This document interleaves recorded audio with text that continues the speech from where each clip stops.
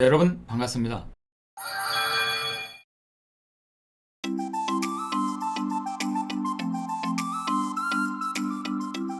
요즘 우리는 SF 공상과학 영화에서만 보았던 미래가 현실로 다가와 있는 시대에 살고 있습니다. 붉은 여왕 효과, 레드퀸 이펙트라는 말이 있죠. 산업계에서 붉은 여왕 효과를 극복하지 못하면 세계 최초의 기업도 무너져버린다고 하죠. 같은 곳 제자리에 있으려면 쉬지 않고 달려야 하고, 앞으로 가려면 2배는 더 빨리 달려야 한다는 것입니다. 기업이든 조직이든 끊임없이 노력하고 중단 없는 변화와 혁신이 필요하다는 의미이죠. 요약해보면 어떤 대상이 변하게 되더라도 우리 주변의 환경이나 경쟁 대상도 끊임없이 변화하고 있기 때문에 상대적으로 뒤처지거나 제자리에 머물고 마는 현상을 말합니다. 루이스 캐럴의 소설 이상한 나라의 앨리스의 속편인 겨울나라의 앨리스에서 붉은 여왕이 주인공인 앨리스에게 한 말에서 비롯되었다고 하죠. 이 소설에서 붉은 여왕은 앨리스에게 제자리에 있기 위해서는 런닝머신을 위해서 달리듯 끊임없이 뛰어야 한다고 말합니다. 자신이 움직일 때 주변 세계도 함께 움직이고 있기 때문에 다른 사람보다 뛰어나기 위해서는 그 이상을 달려야 겨우 앞질일 수 있기 때문이죠. 이 내용을 바탕으로 시카고 대학의 리반 페일른이 생태계 편형 관계를 묘사하기 위해 붉은 여왕 효과라고 부르면서 통용되기 시작했습니다. 4차 산업혁명은 생산수단과 양식만이 아니라 궁극적으로 인간 사회 전체에 커다란 변화를 가져오고 있죠. AI 인공지능과 로봇, 생명과학의 급속한 발전이 가져올 사회 경제 구조의 변화에 어떻게 대처할 것인가라는 질문을 많이 하고 있죠. 4차 산업혁명은 인간을 중심으로 가상과 현실이 융합하는 혁명이라고도 합니다. AI 인공지능과 사람 역할은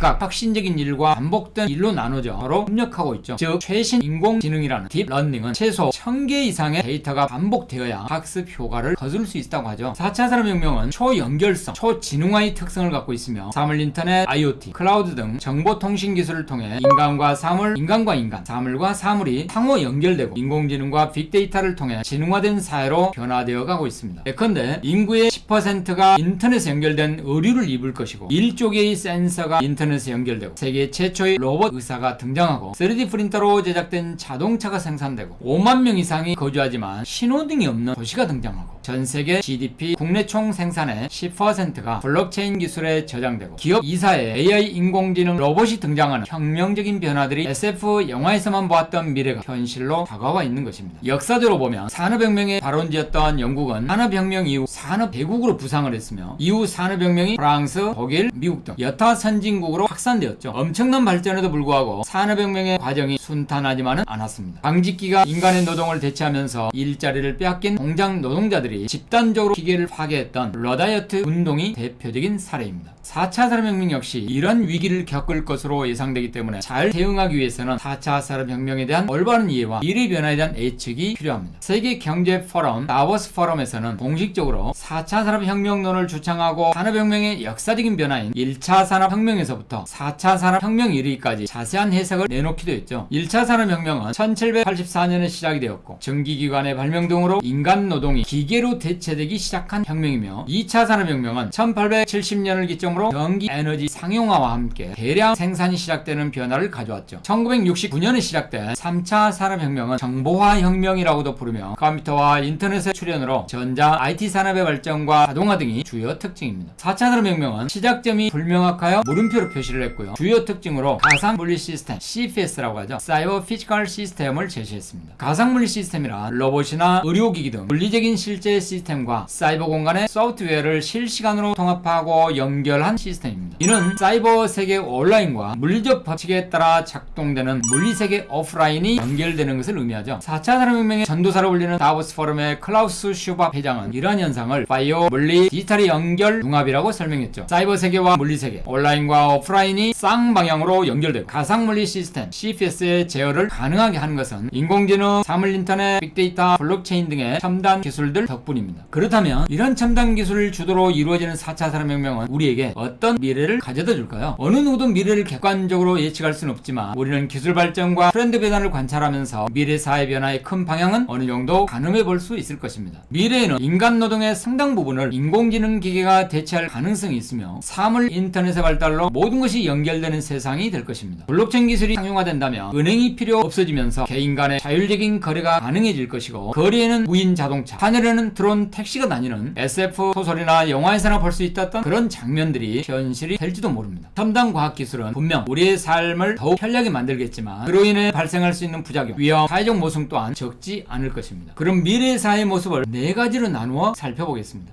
첫째로 미래사의 가장 큰 변화는 일자리나 산업, 경제 등의 영역에서 이루어질 것입니다. 4차 산업혁명의 기술들로 인해 기계화, 자동화, 지능화로 인해 지금의 일자리 중 상당 부분이 사라지는가 하면 반면에 지금은 존재하지 않는 새로운 직업도 많이 생겨나고 서로 다른 분야의 기술 간의 융합으로 산업 구조도 근본적으로 변할 것입니다. 둘째로 미래사회는 인공지능과 빅데이터, ICT 기술의 발달로 초지능화가 이루어질 것입니다. 제품을 생산하는 공장들이 스마트 팩토리가 되면서 생산력이 급격히 증가하게 되고 행정이나 교육, 의료, 복지 등 공공 서비스에 인공지능 기술 도입과 빅데이터로 인해 AI 인공지능과 함께 살아야 하는 시대를 맞게 될 것입니다. 셋째로 미래사회는 모든 것이 연결되는 초연결 사회가 되고 최첨단 스마트 디바이스 덕분에 업무 및 커뮤니케이션은 더욱 편리해질 것입니다. 하지만 이러한 편리함이 좋은 것만은 아닐 수 있죠. 초연결 사회에서는 해킹과 사생활 침해의 위험이 훨씬 더 커질 수 있고 개인의 사생활이 무방비로 노출되고 언제 어디서든 누군가에게 감시당하는 암울한 사회가 될 수도 있습니다. 내가 가진 생각마저 해킹당하는 인간 해킹이 일어날지도 모르죠. 또한 VR, 가상현실, AR, 증강현실이나 이 둘을 조합한 MR, 혼합현실 등을 활용하여 시공간을 뛰어넘는 간접 가상체험은 많아지겠지만 자신의 몸을 움직이고 이동하는 직접 체험은 점점 줄어들 것입니다. 넷째로 미래사회는 접속과 공유를 기반으로 하는 공유경제, 공유사회가 될 것입니다. 소유라는 개념을 중심으로 하는 기존 사회경제의 기본 질서는 점차 접속과 공유라는 개념으로 대체되고 있습니다. 굳이 물건을 소유하지 않아도 필요할 때 언제나 편리하게 빌려서 사용할 수 있기 때문이죠. 물건을 사지 않아도 온라인으로 접속해 빌려 쓸 수 있는 렌탈, 리스, 멤버십, 카쉐어링 등 공유 경제가 보편화될 수도 있습니다. 모든 기술에는 명함이 있기 마련이죠. 아무리 훌륭한 기술이라도 밝은 면과 어두운 면이 공존할 수밖에 없습니다. 첨단 과학기술 사회에서는 무엇보다 과학기술에 대한 올바른 관점과 이해가 필요하죠. 첨단 기술의 좋은 점만 강조되어서는 안 되며 가치관의 혼란, 이해관계의 상충, 신기술의 위험과 부작용 등 예견되는 위험에 대해서도 충분히 이해하고 준비해야 할 것입니다. 감사합니다. 다음 시간에 더 유익한 내용으로 함께 하겠습니다.